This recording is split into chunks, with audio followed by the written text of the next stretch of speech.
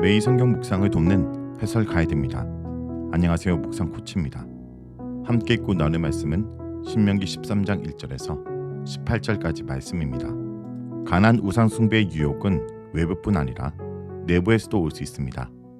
하나님은 이스라엘 백성의 신앙을 변질시키려는 거짓 선지자들이나 가족과 친구들 또는 한 성읍의 백성들을 사정을 두지 말고 단호하게 제거하라고 하십니다. 1절에서 5절을 보겠습니다. 1절에서 5절은 미혹하는 선지자들에 대한 내용입니다.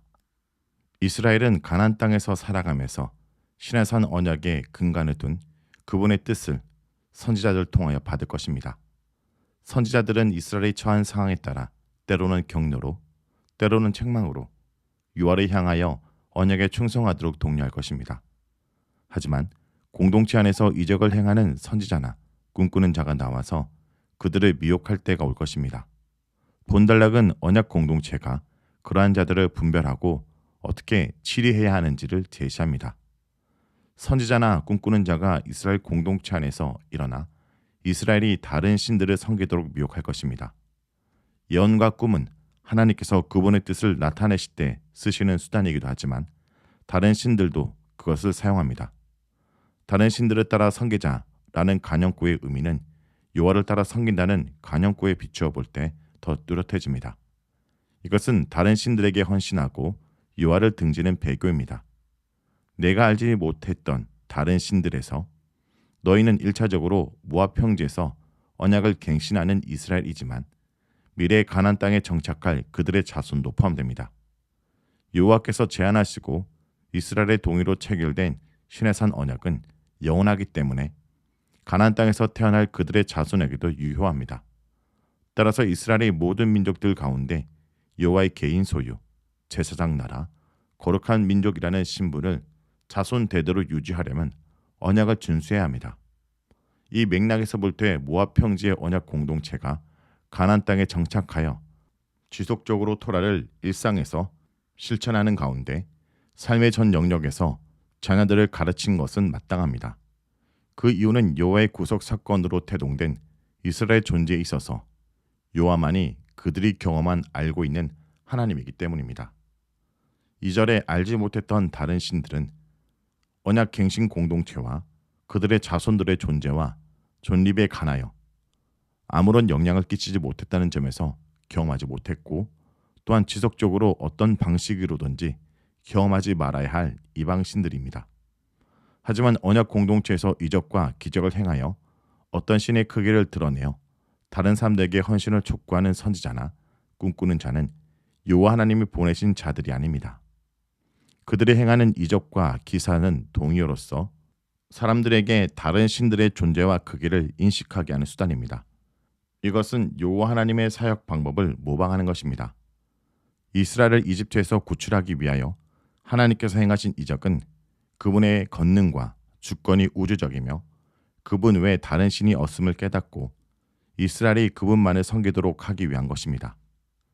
여호와께서 그러한 선지자나 꿈꾸는 자가 언약 공동체에서 일어나는 것을 허용하시는 것은 이스라엘이 언약 규정인 토라를 준수할 것인지를 지속적으로 시험하기 위함이라고 말합니다. 이스라엘에게 필요한 모든 것을 공급하실 여호와 하나님의 존재를 입증하기 위하여 더 이상 추가될 이적과 기적은 없습니다. 여러 다른 신들을 섬기는 자들이 사는 가나안 땅에서는 이스라엘 선택한 삶의 길은 여호와를 향한 충성입니다. 언약의 하나님 여호와를 살아가는 삶, 즉 그분을 향한 충성은 6가지 명령으로 표현됩니다. 히브리 법상 그 명령은 이례적인 것이 아니라 지속적인 것이며 목적격이 강조됩니다. 언약 공동체가 신적 주종인 여호와 하나님만 지속적으로 따르는 방법은 토라를 일상에서 꾸준히 실천하는 길입니다.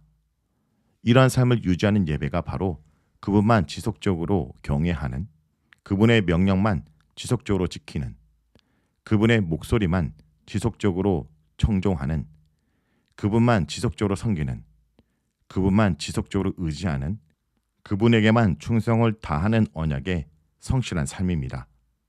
이와 같은 순종은 언약 질서를 가나안 땅에 점진적으로 구축해 나갈 것이고 약속된 땅을 차지해 나갈 유일한 길입니다. 언약 공동체가 살아야 할 언약의 길에 비추어 볼 때 다른 신들의 통치 아래 있는 선지자나 꿈꾸는 자는 악의 근원이기 때문에 그들은 사형시켜야 합니다. 이스라엘이 가나안 땅에 정착하는 과정과 번영은 언약하신 여호와를 향한 충성 여부에 좌우되므로 토라를 일상에서 꾸준히 실천하는 것만이 배교의 길로 이끄는 미혹을 극복할 수 있습니다. 6절에서 11절입니다. 6절에서 11절은 미혹하는 가족과 친구들에 대한 내용입니다.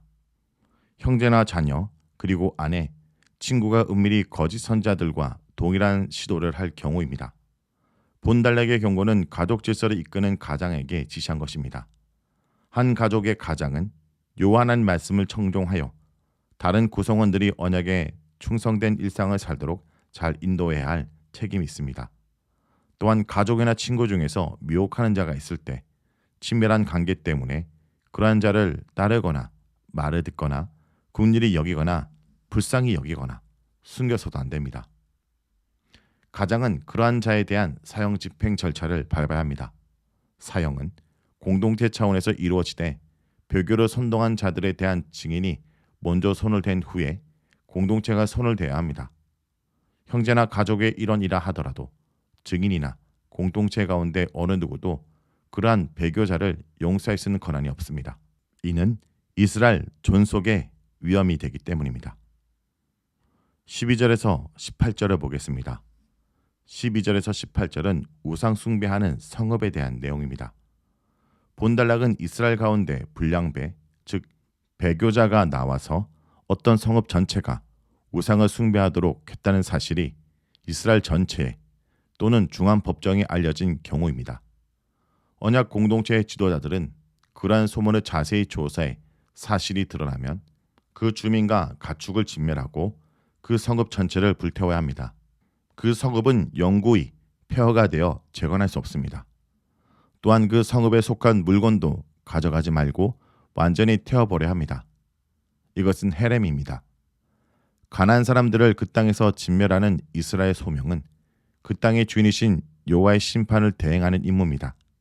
그런데 가나안 땅 정착 과정에서 한 성읍 전체가 다른 신을 섬기며 그 신들의 주권을 인정한다면 그 성읍 전체가 이미 소멸되어 가는 가나안 질서를 다시 세웠다는 뜻입니다. 여호와 하나님 심판은 공평하기 때문에 이스라엘 가운데 가난한 사람들을 가나안 사람들과 같이 헤렘의 대상으로 보게 됩니다. 이러한 순종의 결과로 이스라엘은 여호와 하나님의 언약적 신실하심을 경험하게 될 것입니다. 하지만 그러한 조치보다 배교를 근절할 수 있는 더 근본적 방법은 언약 공동체 안에서 지도자들과 개인이 여호와를 향하여 껴있는 삶, 즉 언약에 충실한 삶을 사는 것입니다. 따라서 언약에 충실한 삶을 어떻게 살아야 하는지를 18절이 제시합니다. 여호와 하나님 목전에서는 그 땅에 거하시는 여호와 그분의 임재를 가리킵니다. 이스라엘이 그분의 눈을 피할 수 있는 곳이 없기 때문에 삶의 전 영역에서 언약의 도를 갱신한 모세의 모든 명령을 준행해야 합니다. 성도 여러분, 오늘 본문에서 하나님을 거부하고 우상 숭배가 만연하게 된 성읍을 본래 가나안 땅에 있는 족속과 같이 취급하시며 그들을 제거하고 멸망시켜야 한다고 말씀하십니다. 이들을 그대로 놓아두면 전 국가를 오염시킬 우려가 있기 때문입니다. 하지만 이 일은 조심스럽게 해야 합니다. 우상 숭배를 했다고 고발된 사람들은 반드시 자신을 변호할 기회를 가져야 합니다. 하지만 그 범죄자들이 유죄로 판명되면 그들과 그들을 따르는 사람들은 반드시 제거돼야 하며 그들이 우상 숭배를 하면서 사용했던 물품도 하나도 남김없이 불태워야 했습니다. 성도 여러분, 우리 삶 가운데 스며든 우상 숭배는 무엇입니까? 어떤 것을 제거하고 단호하게 대처해야 될지 돌아보기 원합니다. 말씀을 놓고 기도하겠습니다. 주님, 이 땅에 교회를 깨고 있는 이단이나 잘못된 신앙 운동에 대해 단호하게 대처할 수 있는 지혜를 허락하여 주옵소서. 지금도 많은 자들이 미혹되어 그들의 삶이 망가지고 교회가 흔들리는 모습을 바라보게 됩니다. 주님, 이 땅의 거짓 가르침으로 교회를 지켜주시고 무엇보다 말씀 가운데 성령님이 우리를 조명하셔서 거짓 영들의 속임을 분별하게 해 주시옵소서. 예수 이름으로 기도합니다. 아멘.